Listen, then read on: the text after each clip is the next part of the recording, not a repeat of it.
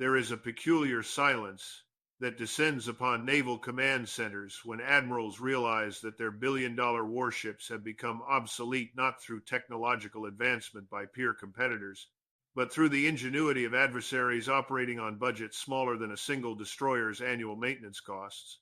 It is not the silence of tactical defeat, which can be absorbed and adapted to, but the suffocating quiet of strategic irrelevance, where the fundamental assumptions underpinning decades of doctrine evaporate in the space of weeks.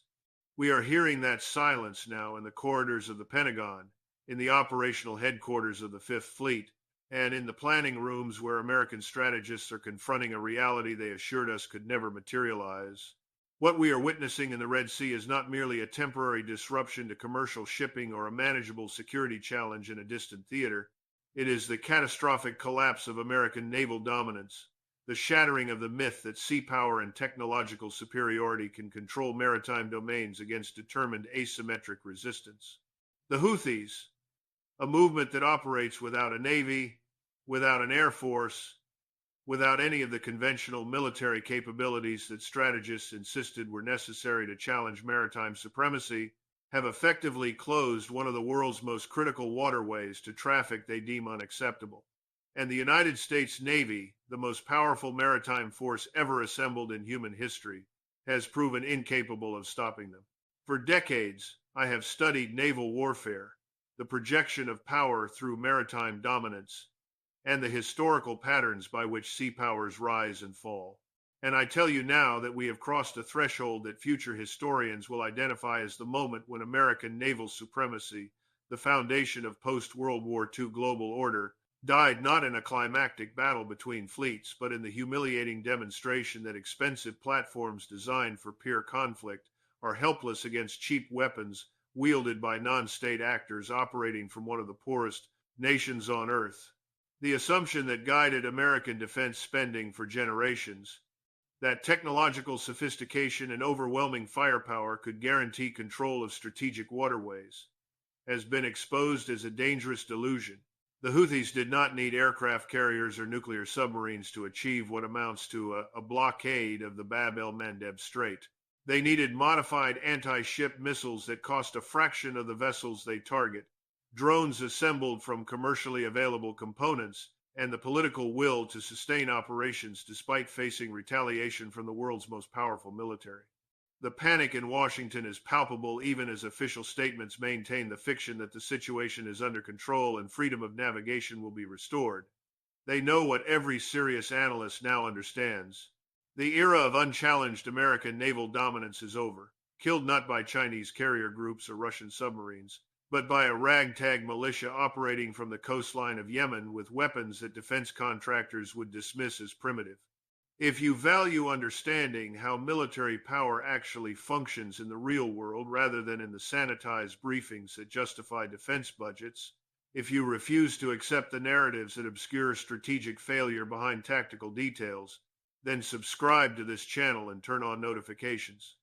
The algorithm suppresses this analysis because it threatens the comfortable assumptions that allow wasteful spending and failed strategies to continue unchallenged. Do not let them keep you ignorant about the most significant shift in naval warfare since the aircraft carrier made the battleship obsolete. We are looking at a transformation that the establishment desperately wants to frame as a temporary challenge rather than the permanent erosion of capability that it represents. The Houthis began their operations against vessels with connections to Israel in response to the war in Gaza, claiming they were enforcing a blockade in solidarity with Palestinians. The Western media initially dismissed this as symbolic posturing, assuming that American naval power would quickly restore order and that shipping companies would ignore threats from a movement without conventional naval capabilities. Instead, we have witnessed a systematic campaign of strikes against commercial vessels that has forced major shipping lines to reroute around the Cape of Good Hope, adding thousands of miles and weeks of transit time to journeys between Asia and Europe. The Suez Canal, one of the most critical choke points in global trade, has seen traffic decline by over 40% because ships are avoiding the Red Sea entirely rather than risk attack. This is not a minor disruption. This is a fundamental reorganization of global shipping patterns driven by the recognition that the United States cannot protect commercial traffic in waters it has dominated since the Second World War. To understand the magnitude of this failure, you must understand what the United States deployed to counter the Houthi threat. Operation Prosperity Guardian brought together a coalition of naval forces, including American Arleigh Burke-class destroyers, equipped with the Aegis combat system, the most sophisticated air defense platform ever created. These vessels carry dozens of interceptor missiles, each costing between $2 and $4 million, designed to track and destroy multiple incoming threats simultaneously. The Navy deployed P-8 Poseidon maritime patrol aircraft, providing persistent surveillance over thousands of square miles of ocean. Satellite systems tracked movements across Yemen in real time. Special operations forces provided targeting intelligence. The full spectrum of American military technology, the arsenal that cost taxpayers trillions of dollars to develop and deploy, was brought to bear on a group that the Pentagon initially estimated had perhaps a few dozen anti-ship missiles and some modified drones. Yet, despite this overwhelming technological advantage, despite near-perfect intelligence about Houthi positions and capabilities, despite the ability to strike targets anywhere in Yemen with precision-guided munitions, the attacks continued. Ships were hit. Drones penetrated defenses. The Houthis demonstrated that they could sustain operations indefinitely, while the United States burned through expensive interceptors and struggled to explain why the most powerful navy in the world could not secure a shipping lane against an adversary without a single warship. This is not just operational failure. This is the exposure of a fatal flaw in the entire architecture of American sea power. The cost-exchange ratio is devastating and unsustainable. When a Houthi drone that costs perhaps $20,000 to produce requires a $3 million interceptor to destroy, when a modified anti-ship missile worth perhaps $200,000 forces a billion-dollar destroyer to expend multiple defensive weapons and potentially withdraw from station, the mathematics of attrition warfare overwhelmingly favor the attacker. The United States can maintain this defensive posture for weeks or months by drawing down stockpiles and accelerating production, but it cannot sustain it indefinitely against adversaries who can produce and deploy weapons faster than America can intercept them. The Houthis are not running out of missiles. American ships are running out of interceptors. When destroyers must return to port to reload their magazines, when the Navy acknowledges that it is burning through stocks of standard missiles faster than they can be replaced, when the admission comes that the industrial base cannot surge production sufficiently to meet operational demands, we are witnessing the collapse of sustainable naval presence in the face of asymmetric resistance. But the cost disparity is merely the most visible symptom of a much deeper systemic problem that reveals how disconnected American defense planning has become from the realities of 21st century warfare. The establishment media will tell you that the Houthis are Iranian proxies, that Tehran is orchestrating these attacks, that this is really about containing Iranian influence rather than the specific grievances the Houthis claim motivate their actions. But any student of the region knows this framing is designed to obscure rather than illuminate. The Houthis receive support from Iran, certainly, including weapons technology and tactical training. But they are not remote-controlled proxies executing orders from Tehran. They are an indigenous Yemeni movement with their own political objectives, their own strategic calculations, and their own reasons for challenging American and Israeli interests that have nothing to do with Iranian direction.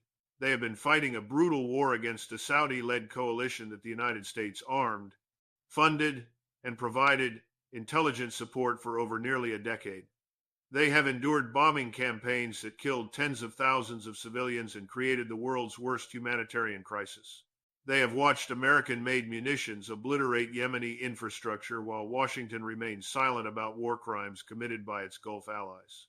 The notion that these operations are simply Iranian provocations rather than the actions of a movement with genuine grievances and independent agency is the kind of analytical laziness that has characterized American policy in the region for decades.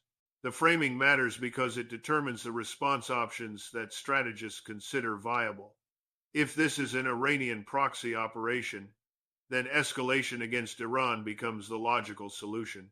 But if the Houthis are independent actors with political legitimacy within Yemen and strategic objectives that extend beyond maritime harassment, then military strikes against Houthi positions do nothing to address the underlying dynamics driving their behavior. The United States can destroy launch sites, eliminate weapons depots, and kill Houthi commanders. It has done all of these things repeatedly over the past months, yet the attacks continue because degrading capabilities does not eliminate the political will to resist, and because the Houthis have demonstrated the ability to reconstitute their arsenal faster than American strikes can deplete it. This is the fundamental lesson that the United States failed to learn from 2 decades of counterinsurgency warfare in Iraq and Afghanistan. You cannot bomb your way to political solutions. You cannot missile strike your way to legitimacy. Military force can destroy targets with precision, but it cannot create the political conditions that lead adversaries to accept your strategic objectives. The Houthis have no incentive to cease operations as long as the war in Gaza continues, as long as they perceive benefit in demonstrating their capability to challenge Western interests, and as long as they face no political consequences from their domestic constituencies for actions that most Yemenis view as justified resistance to foreign domination. To understand why we have arrived at this point of strategic failure, we must strip away the sanitized narratives of defense contractors and examine the actual evolution of American naval doctrine over the past 3 decades. The United States has operated under assumptions forged in the unipolar moment following the collapse of the Soviet Union, when American naval power faced no meaningful opposition and could operate with impunity in waters around the globe. The Navy designed its fleet architecture for peer conflict against China and Russia, investing hundreds of billions in platforms optimized for high-intensity warfare against sophisticated adversaries with advanced anti-access area denial systems, aircraft carriers that cost $13 billion each, destroyers equipped with integrated combat systems that represent the pinnacle of technological achievement, submarines that can operate for months without surfacing. These capabilities were developed to maintain dominance against near-peer competitors who might challenge American access to the Western Pacific or contested waters near Russia. This strategy made sense, after a fashion, as long as the primary threats to American interests came from states with conventional militaries that could be deterred through demonstrations of overwhelming capability. But the world did not evolve according to the scripts written in the Pentagon. While American strategists focused on preparing for battles against Chinese carrier groups in the Taiwan Strait or Russian submarines in the North Atlantic, the actual challenges to American interests emerged from non-state actors and regional powers employing asymmetric strategies that rendered expensive platforms vulnerable rather than dominant. The assumption was that control of the sea required navies, that challenging American maritime supremacy required building fleets that could contest control through force-on-force engagement. What we are witnessing in the Red Sea shatters this assumption completely. The Houthis do not need a navy to deny the United States effective control of waters off Yemen. They need only the ability to threaten shipping with sufficient credibility that commercial operators choose alternative routes rather than risk their vessels and crews. This is anti-access area denial implemented by a non-state actor using weapon systems that cost a tiny fraction of the platforms they threaten, and the United States has no effective counter that does not involve either permanent occupation of Yemeni territory, which is politically impossible and strategically idiotic, or acceptance that maritime domains near hostile coastlines cannot be controlled without prohibitive cost. The historical parallel that haunts serious naval analysts is the transformation that occurred when air power made battleships obsolete in the mid-20th century.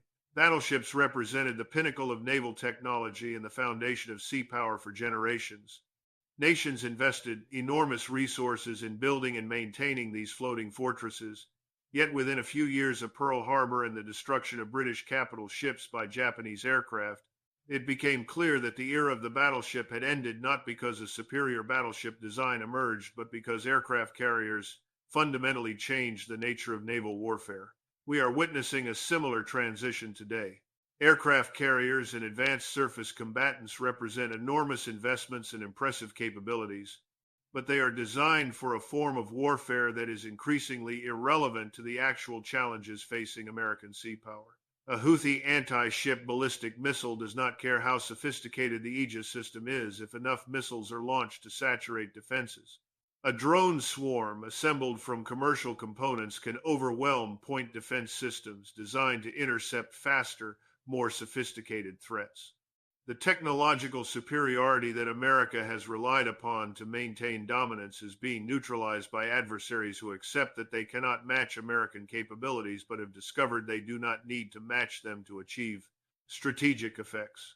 This brings us to the catastrophic intelligence and planning failures that allowed this situation to develop despite years of warning signs that should have triggered doctrinal adaptation. The United States has been aware of Houthi anti-ship capabilities since at least 2016, when they struck a UAE vessel and damaged a Saudi frigate using missiles that demonstrated sophistication beyond what analysts expected. American intelligence tracked the development of Houthi drone capabilities, the expansion of their arsenal, and the growing effectiveness of their operations against Saudi coalition targets throughout the Yemen war. Yet the Navy proceeded as if these developments were irrelevant to American operations, as if the capabilities that the Houthis demonstrated against regional adversaries would somehow prove ineffective against American vessels with superior defensive systems. This is the arrogance that has characterized American military planning for decades, the assumption that technological superiority guarantees outcomes regardless of adversary adaptation or the specific dynamics of the operational environment. The Houthis studied American capabilities. They tested approaches. They refined tactics. They learned from every engagement. Meanwhile, American planners assumed that presence alone would deter attacks and that if deterrence failed, defensive systems would prove adequate to protect shipping without significant operational disruption. The result of this complacency is strategic humiliation on a scale that the Navy has not experienced since the Iranian Revolution and the Iran-Iraq War, demonstrated that Persian Gulf operations involved risks that peacetime planning had discounted. The admission that destroyers are running low on interceptors, that the industrial base cannot surge production sufficiently to meet demand, that vessels are being rotated through for magazine reloading more frequently than operational tempo allows. These are not minor logistical challenges. They are indicators of fundamental capability gaps that reveal how unprepared the Navy was for sustained defensive operations against asymmetric threats. The production capacity for standard missiles and other interceptors is limited. Manufacturing these systems requires specialized components, skilled labor, and time that cannot be compressed simply by increasing funding. Even if Congress authorized unlimited spending tomorrow, the physical constraints of production would prevent the Navy from replenishing stocks faster than current operations deplete them. This creates a death spiral where continued operations exhaust munitions, forcing either acceptance of increased risk as magazines empty or withdrawal from station, which amounts to conceding that the Houthis have successfully denied access to waters that American doctrine insists must remain open. But the military failure is merely the visible manifestation of a much deeper rot in the entire framework of American power projection. While destroyers patrol waters off Yemen and aircraft conduct surveillance missions, a far more significant transformation is occurring in the economic architecture that determines which nations control global commerce. The diversion of shipping around Africa is not a temporary inconvenience that will be resolved once military operations restore security. It is becoming the new normal because shipping companies have made a rational calculation that the risk of Red Sea transit exceeds the cost of alternative routing. Insurance rates for vessels transiting near Yemen have skyrocketed, making the longer route around the Cape economically competitive, even accounting for additional fuel and time. Port infrastructure is adapting to new traffic patterns. Supply chains are being restructured around the assumption that Suez Canal traffic will remain depressed. The longer this situation persists, the more permanent these adaptations become, and the less leverage the United States has to restore the previous order, even if it somehow manages to suppress Houthi capabilities. This transformation has triggered consequences that extend far beyond shipping logistics and into the fundamental structure of global economic power. The Suez Canal generates approximately $9 billion annually in revenue for Egypt, a critical American ally whose stability depends partly on these funds. The decline in traffic threatens Egyptian finances and potentially the political order that has maintained peace with Israel and cooperation with American regional objectives. European economies that depend on efficient maritime connections to Asian manufacturing are facing increased costs that contribute to inflation and economic stagnation. The ripple effects of Red Sea disruption are manifesting in delayed shipments, increased consumer prices, and supply chain fragility that compounds other economic stresses facing the developed world. This is asymmetric warfare, achieving strategic effects without the asymmetric actor needing to directly strike American territory or even American military assets.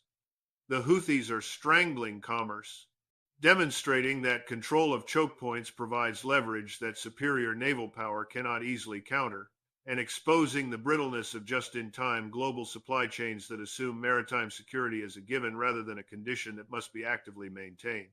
The Global South is watching this transformation with intense interest and drawing conclusions about the reliability of American security guarantees and the wisdom of continued dependence on Western-dominated systems.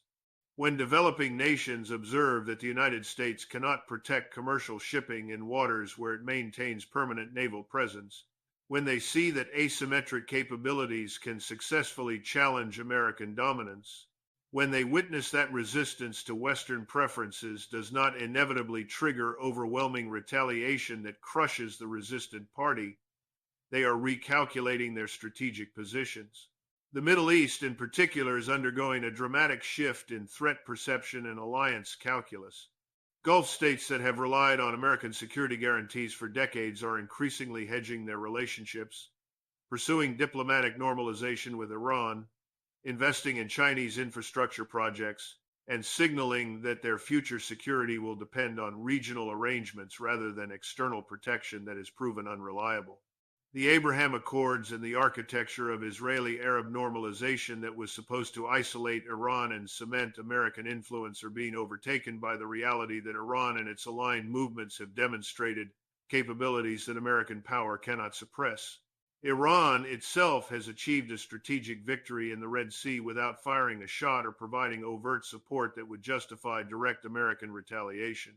Whether or not Tehran is orchestrating Houthi operations, and the evidence suggests the relationship is more complex than simple command and control, Iran benefits enormously from the demonstration that American naval power can be challenged successfully. Every day that Houthi operations continue, every ship that diverts around Africa, every interceptor missile that American destroyers expend, strengthens the narrative that Iran has been promoting for years. Resistance to American hegemony is possible. Alignment with Washington brings vulnerability rather than security. The regional order can be shaped by regional powers rather than external intervention. This is psychological warfare, achieving effects that conventional military operations could not accomplish. The United States can strike Iranian facilities. It can impose additional sanctions. It can escalate military pressure. But doing so in response to Houthi operations would validate the very connection between Iran and the Houthis that gives Iran leverage, while failing to address the underlying dynamic that makes Houthi resistance sustainable regardless of Iranian support levels. We have entered a phase of naval warfare that the United States is structurally unprepared to win and economically incapable of sustaining indefinitely. The fundamental equation has shifted. For centuries, sea power meant the ability to control maritime domains through superior fleets that could defeat rival navies and protect friendly commerce. This paradigm assumed that challengers would contest control through force-on-force engagement that favored the side with larger, more sophisticated platforms. Asymmetric warfare has shattered this paradigm. Control of seas now requires not just the ability to defeat opposing navies, but the capability to suppress threats from shore-based systems, non-state actors, and distributed networks that present no concentrated targets for conventional naval power to destroy. The cost of maintaining control has increased exponentially, while the benefits of that control have diminished as adversaries discover they can achieve strategic effects by denying access rather than seeking to defeat American forces in direct combat. The desperation in Washington is evident in the incoherent policy responses that oscillate between escalation and restraint without achieving either deterrence or resolution. The administration has authorized strikes against Houthi positions in Yemen, conducting bombing raids that the Pentagon claims degraded capabilities by 30%. Yet the attacks continue at similar frequencies, suggesting either that the damage assessments were wildly optimistic or that the Houthis possess deeper reserves and reconstitution capabilities than intelligence estimated. The political constraints on escalation are severe. Massive bombing campaigns that might significantly suppress Houthi capabilities would require striking targets in populated areas, creating civilian casualties that would unite regional opinion against the United States and potentially topple allied governments that are already facing domestic pressure over their relationships with Washington. Limited strikes demonstrate military capability but do not meaningfully alter Houthi behavior because the political will to resist remains intact, and the material capabilities can be rebuilt faster than precision strikes can degrade them. The United States is trapped between unacceptable escalation and ineffective limited action, paralyzed by the recognition that neither approach offers a viable path to restoring the maritime security that American power was supposed to guarantee. This geopolitical transformation is already manifesting in ways that directly affect your economic security and quality of life, regardless of where you live or whether you pay attention to foreign policy. The inflation that is eroding purchasing power and reducing living standards across the developed world has multiple causes, but one significant factor is the increased cost of maritime shipping driven by Red Sea disruptions. When vessels must transit around Africa, fuel costs increase. When insurance rates spike due to security risks, those costs are passed to consumers. When supply chains experience delays, scarcity drives prices higher. The chaos in the Red Sea is not an abstract problem affecting distant shipping companies. It is a direct contributor to the economic pain that ordinary people experience when they shop for groceries, pay rent that reflects increased costs for imported goods, or face unemployment as businesses struggle with disrupted supply chains. The empire is coming home in the form of economic misery that results from the collapse of systems that Americans were told would provide prosperity and security forever. The military-industrial complex that has consumed trillions in defense spending is being exposed as fundamentally unable to address the threats that actually challenge American interests. The Navy has invested hundreds of billions in platforms optimized for peer conflict while remaining vulnerable to cheap weapons wielded by non-state actors. The industrial base cannot produce sufficient quantities of the munitions needed for sustained operations against distributed threats. The doctrine remains focused on scenarios that become less relevant with each passing year while the actual challenges multiply. This is not a problem that can be solved by increasing defense budgets or developing more sophisticated weapons systems. It is a structural failure that requires fundamental rethinking of how sea power functions in an era of proliferated precision strike capabilities, unmanned systems, and asymmetric strategies that render expensive platforms vulnerable rather than dominant. But such rethinking would require the defense establishment to admit that its core assumptions were wrong, that the strategies it has pursued for decades have failed, and that the business model of American military power is obsolete. The institutional incentives all point toward denial, toward doubling down on failed approaches, toward demanding more funding for capabilities that have proven inadequate, while suppressing analysis that suggests the entire framework needs reconstruction. We are standing at the twilight of American naval dominance, watching the sun set on an era that began with the Second World War and is ending not in climactic battles but in the humiliating demonstration that expensive ships cannot control waters against determined resistance from adversaries who refuse to fight according to rules that favor American capabilities. The Red Sea collapse is not an isolated incident that can be managed through tactical adjustments. It is a revelation of permanent vulnerability, a glimpse of the future where American power projection confronts limits that technology cannot overcome and budgets cannot erase. The choice facing the United States is as stark as it is urgent. There is no middle path that preserves dominance while acknowledging limitations. The first path is the path of strategic adaptation and painful honesty. It requires admitting that the era of unchallenged American naval supremacy is over, that maritime security in contested waters now depends on political arrangements rather than military dominance, and that the Navy must be restructured away from expensive platforms designed for peer conflict toward distributed capabilities that can operate sustainably in environments where adversaries possess effective anti-access capabilities. It would mean accepting that some waters cannot be controlled at acceptable cost, that commercial shipping must adapt to new risks rather than depending on military protection that cannot be guaranteed, and that the United States must pursue diplomatic solutions to conflicts that military force cannot resolve. This path leads to a smaller but more sustainable fleet, reduced overseas commitments, and a recognition that sea power in the 21st century requires different capabilities than those that dominated the 20th. It offers the possibility of avoiding catastrophic escalation while husbanding resources for challenges that truly threaten core interests. The second path is the path of denial and escalatory desperation. It involves insisting that temporary setbacks can be overcome through additional force, that the solution to asymmetric threats is overwhelming application of military power regardless of cost or consequences, and that American credibility requires demonstrating dominance even in situations where such demonstrations are strategically counterproductive. It means expanding operations against the Houthis despite evidence that strikes do not achieve sustainable suppression of capabilities. It risks direct confrontation with Iran through escalation spirals that begin with retaliation for proxy actions and end in regional conflagration. It perpetuates the fantasy that the industrial base can be surged to meet unlimited munitions demands despite physical constraints on production. This path leads inevitably to catastrophic overextension, to conflicts that drain resources without achieving objectives, and potentially to direct war with adversaries who possess capabilities to inflict costs that American society is unprepared to accept. Tragically, every indication suggests the establishment has chosen the second path because acknowledging the first would require admitting that the entire structure of American sea power requires fundamental reformation. The defense contractors that profit from expensive platforms will lobby against distributed systems. The admirals whose careers were built around carrier operations will resist doctrine that diminishes the centrality of these vessels.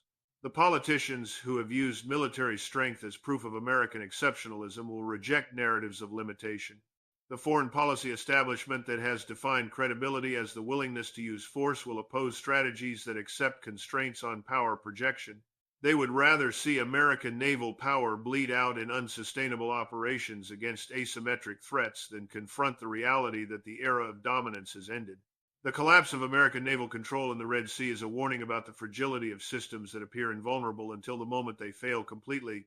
The global order built on assumptions of American sea power, guaranteeing freedom of navigation, protecting commercial shipping, and projecting force wherever interests require is crumbling because those assumptions no longer reflect the distribution of capabilities or the willingness of adversaries to challenge dominance. The Houthis have demonstrated that determined resistance with modest capabilities can achieve strategic effects against the most powerful navy in history. Other actors are watching and learning. The precedent has been established. The emperor has no clothes, and everyone can see the nakedness no matter how frantically the court insists the robes are magnificent. This channel exists to tell you the truths that the establishment buries beneath propaganda and distraction, to analyze the world as it operates rather than how defense contractors and think tanks wish it operated. The algorithm suppresses this content because it threatens comfortable narratives that justify continued funding for failed strategies. If you want to understand the forces reshaping military power and global order, if you refuse to accept sanitized accounts that obscure strategic failure, then subscribe to this channel and turn on notifications. Do not let them keep you ignorant about transformations that will determine the world your children inherit. I want to hear your analysis in the comments below. First, do you believe the United States can restore maritime security in the Red Sea through military means? Or has the Navy permanently lost the ability to guarantee freedom of navigation in contested waters against asymmetric threats? Second, as other non-state actors and regional powers observe Houthi success in challenging American naval dominance, will we see proliferation of similar strategies that render expensive platforms obsolete across multiple theaters? Write your answers below. I will be reading them. Stay vigilant.